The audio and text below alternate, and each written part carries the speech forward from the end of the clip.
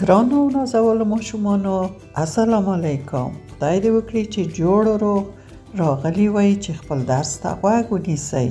درس به بیا څنګه پیل کړو؟ بسم الله الرحمن الرحیم. آفرین. نازولو ماشومانو تاسو د نن ورځې درس د زال حرف دی. زال د دال په شان لیکل کیږي، یو ټکی په سر کې لري او درې غږه لري لکه د دالو د نور حرفونو په شان زه، زې، زو. لکه زه یا زال د ذره په کلمه کې. دا د ګلانو ذرې تاسو وینئ، ذرې ذرې میده ذرې یا ټوټې ته ذره وایي. زال، ذره. زال د ذره په کلمه کې د زه غږ کړي او په انګلیسي کې ورته پارټیکل وایي. پارټیکل. زال، ذره. زال، ذره.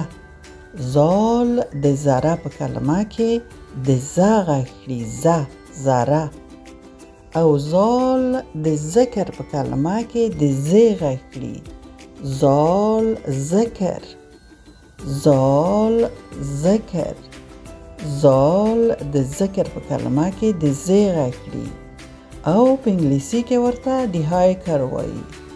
ذکر یعنی د خدای نوم یادول او ذکر کړل پس د مانځه نه، او په هر وخت کې مسلمانان ذکر کړي. دغه سړي ته ګورئ په جای نماز ناست دی، ذکر کړي.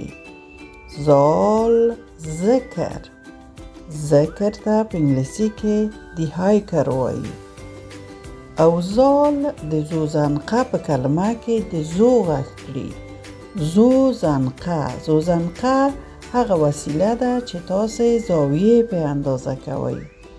زاویه په اندازه کوئ چې څو درجه زاویه. بیا هر کله چې تاسو غټ شوئ په لوړو صنفو کې د هندسې په درس کې لولئ. زوزنقه. زال د زوزنقه په کلمه کې د زو غږ کړي او په انګلیسي کې ورته پروتراکتور وایي. پروتراکتور. زال، زوزنقه. زال د زوزنقې په کلمه کې د زو غږ کړي. ګرانو ماشومانو تاسو نننی درس هم دومره و. د زال حرف خدای دې وکړي چې زده شوی موی. نور نو مو وخت پوره دی. د خدای په امان.